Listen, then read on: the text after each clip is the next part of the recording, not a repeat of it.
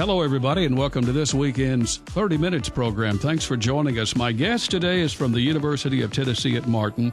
He is a very, very good friend of mine, and I like Bud Grimes a whole lot. He's the Public Relations Director, the Vice Chancellor for Communication and Marketing. And Bud, you and I have known each other for a long time. Today we're having a little fun, but at the same time we're talking about some very important things that are taking place at the University of Tennessee at Martin. Welcome in. Paul, good to be here. Always good to visit with you. And yeah, we've been friends for a long time. This is like two buddies meeting up to talk. This is great. Bud, the one thing about what's going on at the university is probably not seen as well as we would like for it to be seen, particularly because of a lot of work that is being done. So let's just jump right into it and tell me what's going up at the University of Tennessee at Martin. Paul, that's a great topic and probably the thing that people notice most about the university right now if you drive by it or certainly live in the community. Several building projects going on. I'll do one first that affected me, and we just moved back into the Hall Moody Administration Building, which has undergone some changes. It was not a renovation, but some upgrades in that building, particularly with HVAC, which took a long time to do. But the building is old, I think opened in 54, 55, something like that. So it was time for some changes. 70-something years. Yeah, 70-something years. So it's been a while. And we are back in that facility now and really enjoying it, getting organized again. So when you say we, does that mean the Chancellor? Chancellor's back. That's the most important one back, the Chancellor. The new provost will be coming in April 1st, and her office will be there. Any number of people on the third floor who were there before are back now. So now there's still some other aspects of that building to be completed, but others will join us later after that. What's the building actually referred to as? Hall Moody Administration Building. A lot of people just the administration building. So houses most of the main administrative offices. Some offices won't return. Admissions went to Clement, which you're very familiar with. Clement underwent a remodel on and a renovation on several of the floors, and there's actually a fourth floor renovation going on right now. But admissions is there, and they have a really nice location to greet students and families. So they won't be back. Most everybody else that I think of will be back in the administration building eventually. What did it cost to put that together? Paul, I'm not familiar with that number off the top of my head because it's in several phases. One reason it's taken a little bit longer is that one phase was not approved, I think, and then was approved, so they combined two and got it done. But that number, I don't have that off the top of my head. Well, that's okay. And I think the one thing that we're looking at is a lot of cosmetic stuff that's taking place. And then we're talking about some buildings. I'm trying to remember. It seemed like it was just yesterday, but there was a very, very large building that has been in use, I guess, 2 or 3, 4, 5 years now, when a gentleman from Obion County made some help. And I can say that Bill Latimer is one of the most giving people that I have met, and pertaining to the University of Tennessee at Martin. Would you agree? I would absolutely agree. And that building, the Latimer Smith Engineering and Science Building, has been a game changer for UTM. I mean, there's no question about it. Students are getting the best surroundings to study engineering and science that you could have. Excellent faculty there that I think does a really good job. And kind of interesting, yesterday, you would appreciate this, out of the blue, the Campus Scene magazine is published and is out there in the mailboxes now, but that's the UT Martin Alumni Magazine, and had a call from Washington State from a lady who said her husband was probably among the first graduates of the full engineering program back in 2000, 2001, sometime in there, and was talking about what a good experience he'd had here at that time. And I said, well, you should come back and look now because it looks a lot different, and the engineering building is a centerpiece, and Mr. Latimer can't say enough about what he did to make that possible. I don't know who kind of charged up the University of Tennessee at Martin on building, but there are a lot of people that have been involved to try to make sure that the university will not be outgrown, the students, and not have enough places for them to get their education now. And I came past the university yesterday. I've been past probably I mean, I'm there several days a week, and I'm making that trip. But what I am seeing is something new coming up almost every 6 months or so. You're exactly right. And really the most visible projects, although the administration building being fenced in along 431 is pretty visible, there's some really big projects coming. And one of the reasons we're back this soon into that building is so that the business faculty can be dispersed across campus as the new business building will come into play here. That building will be demolished at the end of this semester, the current business building. How old is that building? That building, Paul, when I was here in 74, I took a couple of business classes in that building, and it had just not too long been converted from a dormitory into that building. I don't know the age of that building. They were just tearing down Freeman Hall, too, as I came in the doors. You probably were here when Freeman Hall was still there, right next to it. But that building will come down. Those faculty will move to the EPS building and a couple of other locations. And that building is projected to be open, believe it or not, in 2029. I do have a cost on that one. That one's a little over $57 million. Of course, Bill and Amy Rhodes of Memphis, key supporters and alumni of UT Martin, made the matching gift that made that building possible. So we owe them a debt of gratitude, too, for what they did. A little sidebar on the Rhodes family, if you don't mind. Sure. Bill Rhodes was the president and CEO of AutoZone. I think he has stepped away from that position now, and he's chairman of the board. He's still very much involved. I could be not exactly correct on that change there for him, but still involved in AutoZone very much. Amy Rhodes was a communications student here, a big fan of Gerald Oggs, and they have been active in coming back and supporting UT Martin. The Rhodes Golf Center, as you know, bears their name. Grover Page, the coach of the golf team, was one of Bill Rhodes, I think it's safe to say, one of his mentors. Thought a lot of Coach Page, who just passed away a few years ago.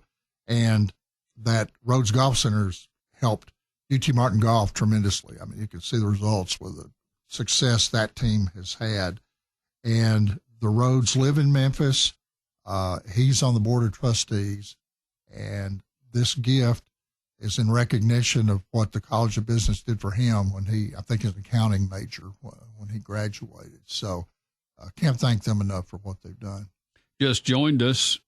Bud is with us, Bud Grimes. He's the Vice Chancellor for Communications and Marketing, and he's also the Public Relations Director, which is really all encompass. But I've known Bud from just about every different way, whether it's athletics or chemistry, or I can always go to Bud and ask him a question and he'll find it out. And that's one of the things that I guess you have to do as the public relations director. You talk to a lot of people. Get to talk to a lot of people. That's what makes the job fun. And like your job, Paul, it's never the same every day. You get to do different things, and certainly some fundamental things you have to do daily, but getting to meet great people and being involved in what I do is well, let me just stop. Let me just stop you. Did you get to see a president on your campus at the University of Tennessee at Martin? Only one, Jimmy Carter.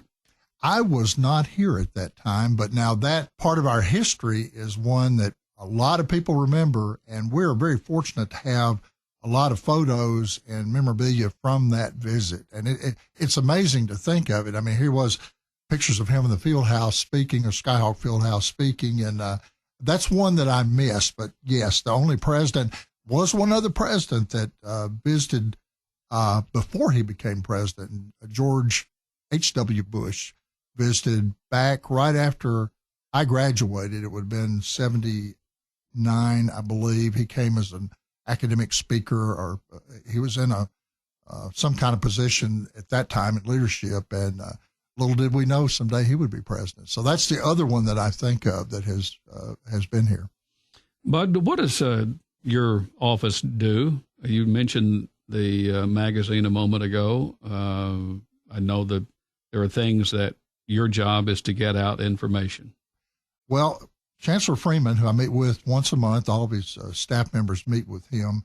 once a month. And one of our main topics of conversation always is enrollment growth. He is a person who has tremendous expertise in that area as a student affairs person. And we work with you on some marketing initiatives. We work all of it except for athletics. Athletics has their own excellent staff, so we don't do that directly, although we do a lot of photos for them. But we do that. We write news from the university standpoint. We release a lot of stories.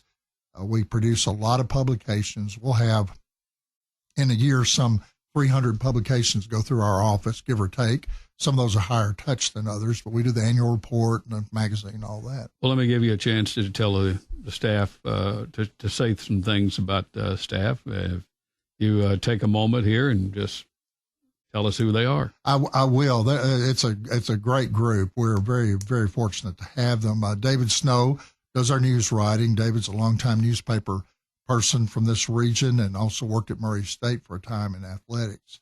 David does our news writing. Nathan Morgan is one of our assistant directors. Nathan is over our visuals and actually has a big role in news and information under him. But Nathan is a very accomplished photographer. And if I had to pick a transformational employee at the time he came on, I had no idea. But he came on and has influenced the way people see the university on the web and in print and so forth. He has done such a great job there.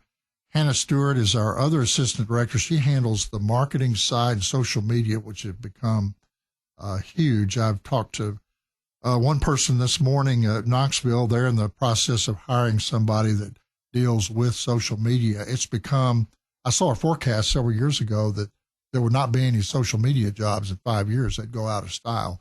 Well, that has not happened. They're huge. That and digital, which you're tremendously involved in, are very important to us. We have Ariane Boma.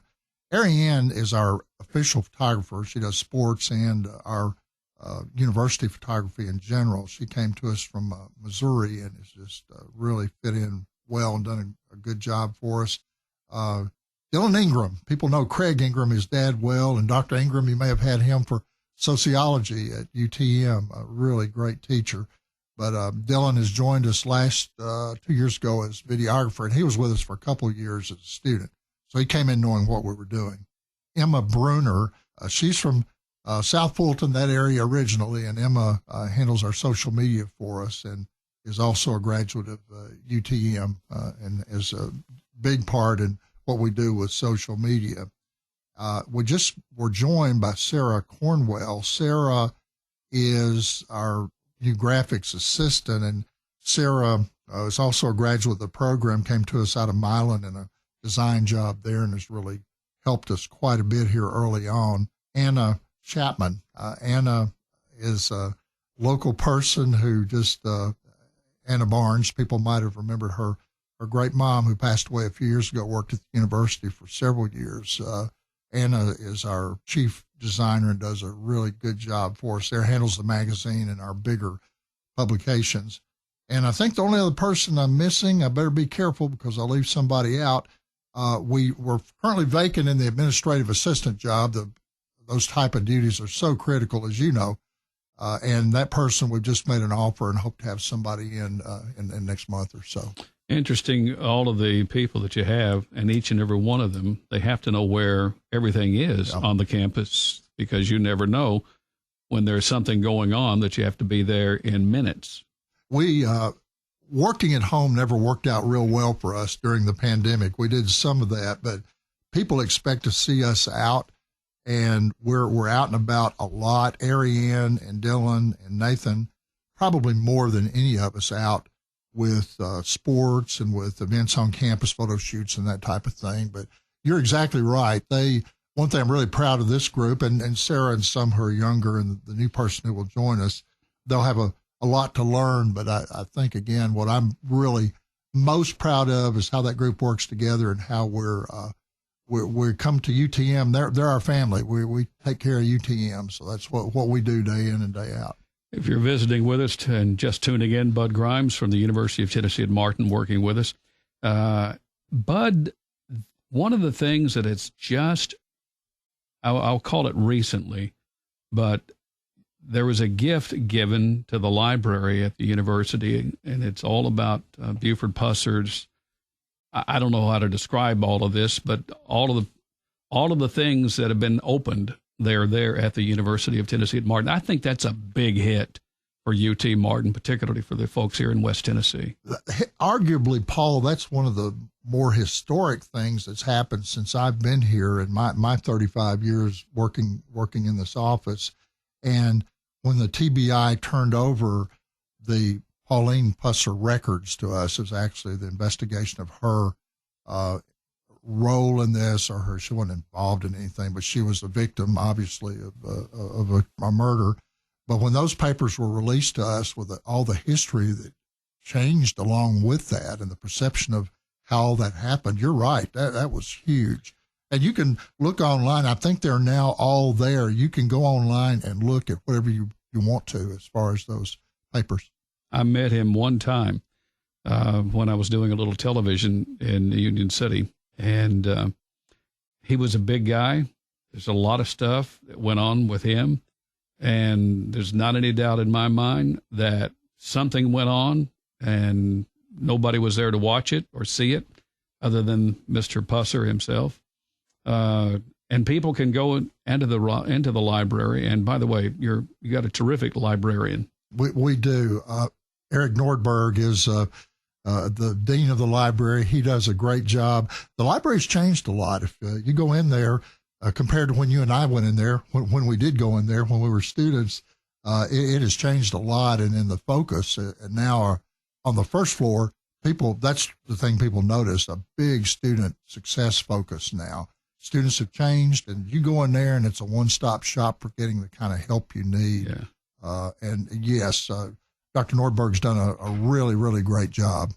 I don't want to sound like this is a commercial for the university, but it is educational, and I hope you folks that are able to come on to the university's Paul Meek Library. Now, anybody can go in.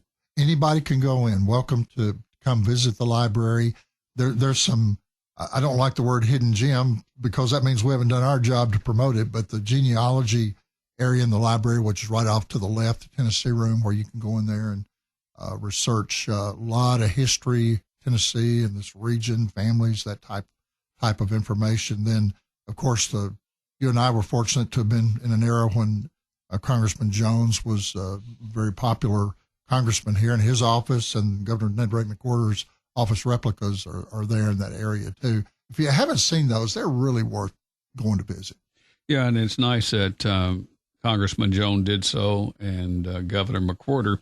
And I think people really do want to see history. And having grown up pretty much so with Congressman Jones, there's not any doubt that he loved University of Tennessee at Martin, his wife, and also granddaughter. And I mean, we could go on for a whole lot here for a moment. They do. They have done a lot for us. They did a lot during the time they were here, and then afterward, they continue to influence UT Martin and what it is. One other name I left out of that particular area, Paul, which I'm ashamed that I forgot it here, was J. Houston Gordon, the famous Covington attorney. The museum is now named in his wife's honor, and it's the area that just right off Ed Jones' office, and have some really neat displays and historic things that come through there. People take advantage. It's not one of those big things you hear a lot about, but there are really some interesting displays that come in there, and they rotate those out fairly regularly. Well, I'm telling you a secret, but it's out. It's going to be out when we record this. But we have a lot of Ned McWhorter. I'll just leave it as Ned McWhorter talking, and we're going to give those to the Ned McWhorter Library in Dresden. And as a matter of fact, you're looking at reels here. Oh, my goodness. And I've been very blessed to have a lot of material. Of course, sometimes when you come and go, or maybe you just leave, some of those things get thrown away. And Steve James and I were working on taking all of those, put them on a CD, because I believe that there will always be a CD. At least I think so. But that way that they can push the button, sit there and listen to it and so forth. We'll let them do the heavy lifting by putting it on a what did they call those, a matchbox? Yeah. But that's just one of the things. And I know you have a lot of papers and so forth of people that give those things. There's a lot of history of the University of Tennessee at Martin when it would go a long way back. And we're talking about how many years as the University of Tennessee at Martin? 125 years. This was my easy way to snag into it now. Great transition. Yeah, that goes on as we speak. Again, not everybody receives our Campus Scene magazine, but that's the focus of the cover this time, the 125 years. And that kicked off last October at a big event at the Watkins Auditorium, which was well attended. Really proud of that. And President Boyd came, and the former chancellors. We had just about everybody there. I think Chancellor Margaret Perry was unable to come at that time, but all the others were there. It was just a very special day. We had a big time and a lot of history exchange, a lot of stories. Now that continues now.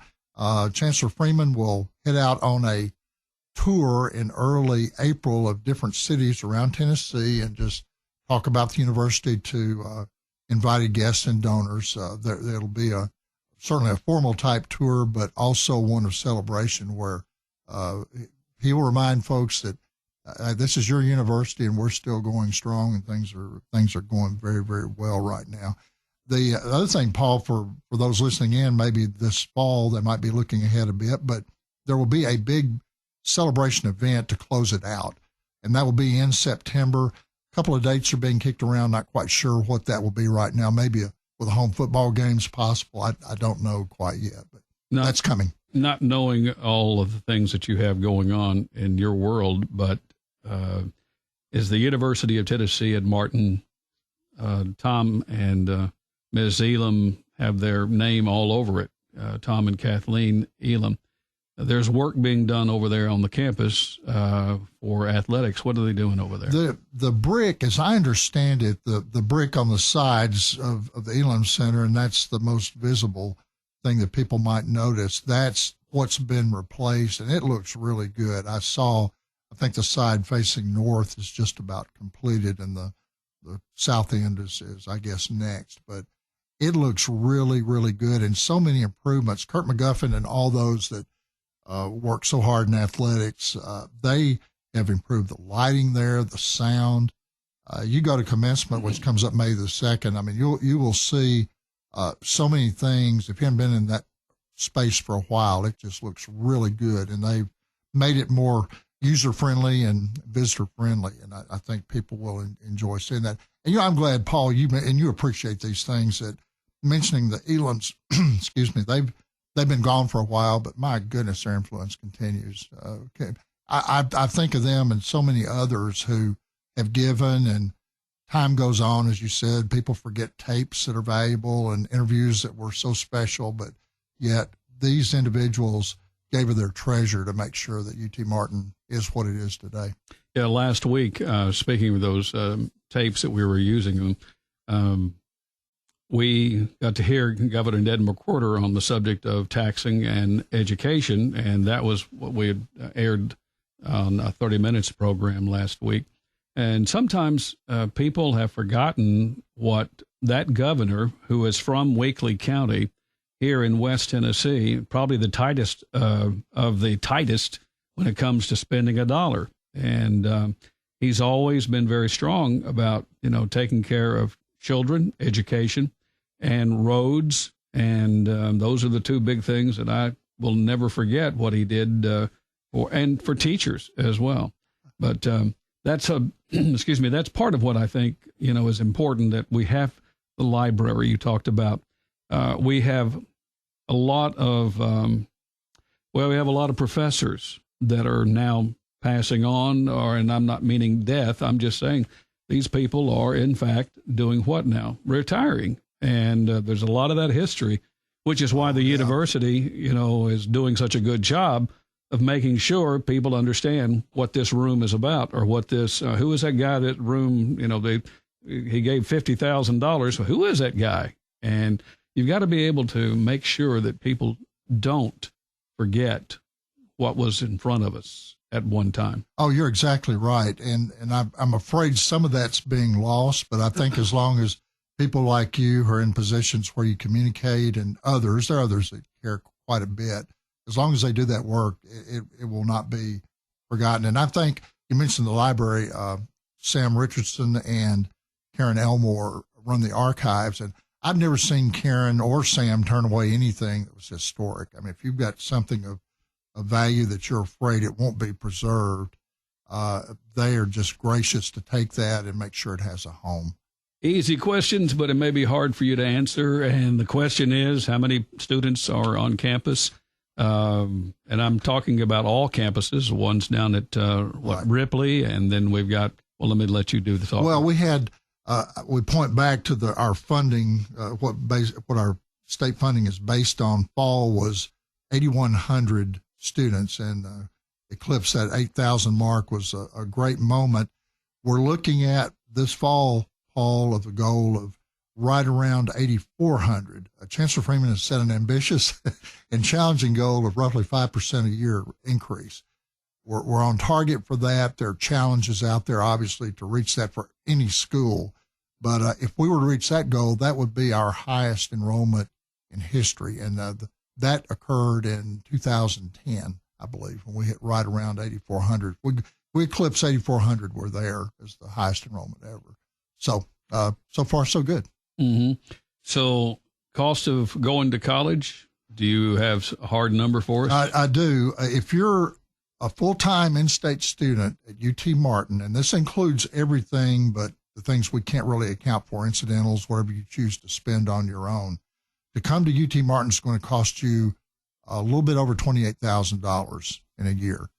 It sounds like a lot, and it is a lot of money, but compared to other states, other situations, we're very competitive. I can't remember the state. It's either, I better not call out a state, might affect some of your listeners, but it was an adjoining state where it was less expensive for them to come to UT Martin and pay out-of-state tuition than it was to stay in state. That's pretty amazing. How do we compare with Tennessee State University, MTSU, Memphis, Chattanooga? I mean, we can keep going, and Knoxville. It's comparable what we look at, and we're not the least expensive in tuition or the cost, the fees to pay to go to UT Martin. However, our cost of the cost of attendance here is probably among the least expensive in the state. And we thank our elected leaders. They support higher education across the board, and our elected leaders in this area support UT Martin, and that means a lot. President Boyd is dedicated to keeping tuition costs low, and as much as that's possible, he'll continue to do that along with Chancellor Freeman. Well, let me get to the last few moments here. School is coming back, and not only has it come back, but it's flourishing, and you're seeing a campus that's different than maybe what you saw the last time you were on campus. And what is the latest investment that's going to be for a building? And of course, we got a new dormitory and all of these things. That is a big one. The dormitory or residence hall will be coming online. That would be in 2028. So that's going to be exciting. Browning Hall, GH Hall, you and I knew it when we were there, will come down also starting this summer and into the fall. So a lot of changes. Next time we talk, I'll tell you about the time that I was a night clerk, keeping the girls out of the boys' dorms and the boys out of the. Never mind. I don't want to hear that. That's our program today. Bud Grimes, the University of Tennessee at Martin, Public Relations Director, Vice Chancellor for Communications and Marketing. Hope you've enjoyed our program. Thank you, Bud. God bless you. Same to you, Paul. That's our program today. You've been listening to 30 Minutes, a community affairs program on Thunderbolt Radio. You can listen to this broadcast and others anytime by visiting thunderboltradio.com and following the Thunderbolt Radio and Digital YouTube page. Thanks for listening.